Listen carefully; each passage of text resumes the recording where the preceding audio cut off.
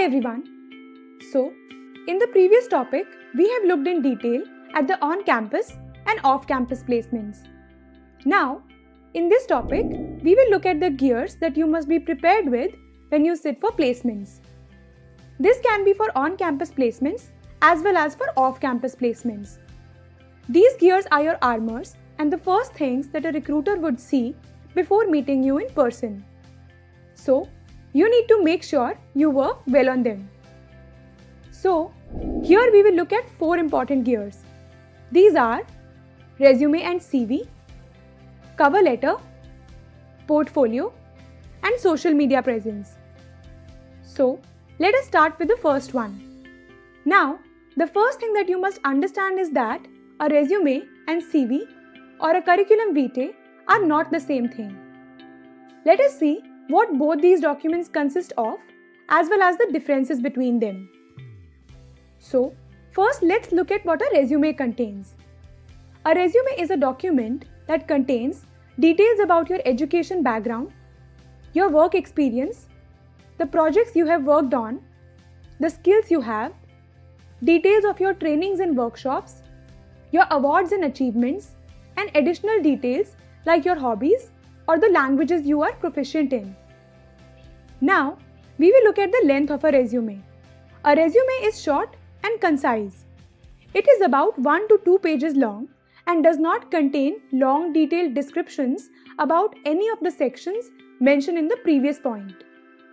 In most cases, it is advisable to keep this document up to 1 page long only. Third, let us look at the function or purpose of a resume. A resume is used mainly for applying for jobs or internships. So, it is focused on your professional experiences and achievements. Also, it is customized to the job you are applying to. So, if you are applying for a marketing job, then you should not include details about your coding career. Now, let us take a look at a CV. First, we will talk about its content. A CV or curriculum vitae means the course of life. It is a document containing a written overview of someone's life's work.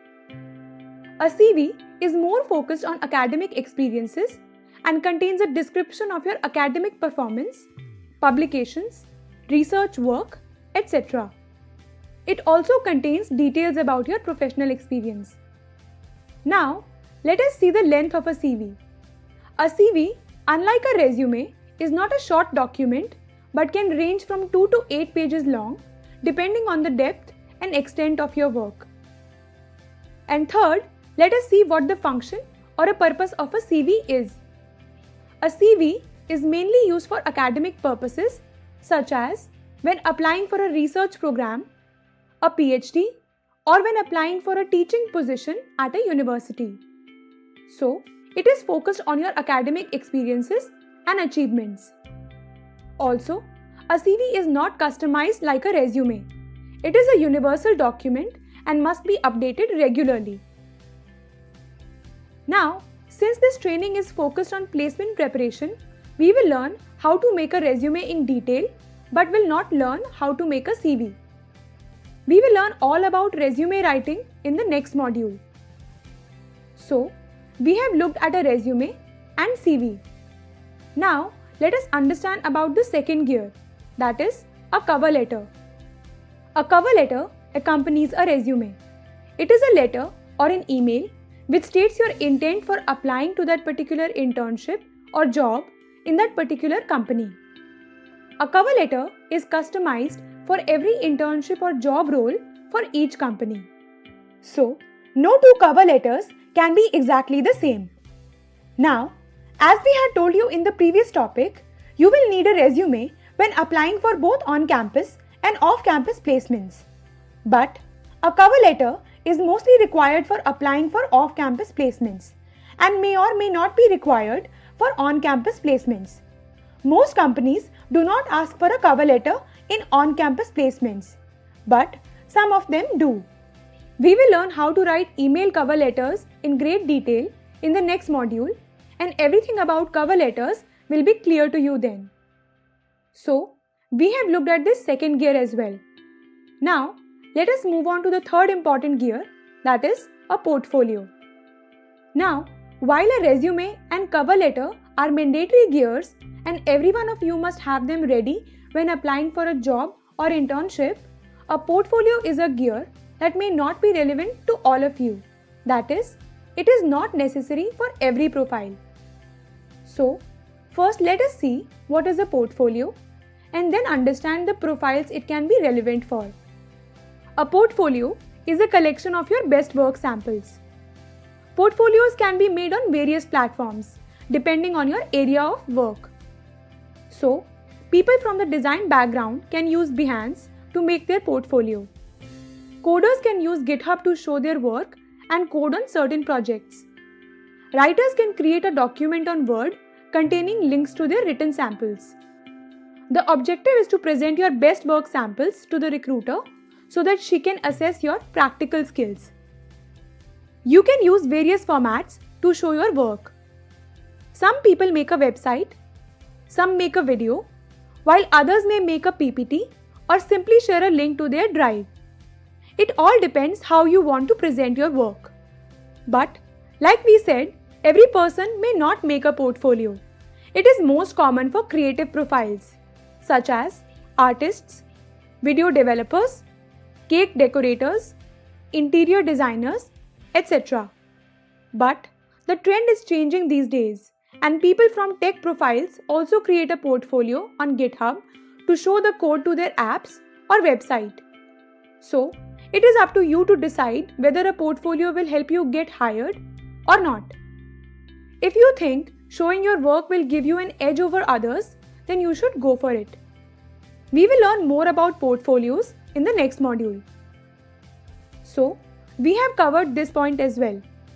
Now, let's move on to this last gear, that is social media presence. In today's world, most of us have a smartphone in our hands. And it seems like our lives would stop if these smartphones were taken away from us, doesn't it? And to add to this, one of the biggest reasons for us being constantly addicted to our phones is social media platforms. So, if social media is so crucial to our lives, then why should it not be important for our recruiters when they want to know more about us? Some of the common social media platforms that recruiters use to check on their new recruits are LinkedIn, YouTube, Instagram, and blog writing platforms. So, let us go through each one of these one by one. LinkedIn is the social media for professionals. Just like you use Facebook for connecting with your friends and family, that is, to connect with people on a personal level, LinkedIn is used to connect with people professionally. Most recruiters, while going through your resume and cover letter, go on to check your LinkedIn profile as well to get a better picture about you. It helps them validate your education and work experiences as well. And also, it helps them see how active or inactive you are on this platform. So, make sure you have a LinkedIn profile. Next up is YouTube and Instagram. Many people have their own channels on YouTube or pages on Instagram showcasing their skills.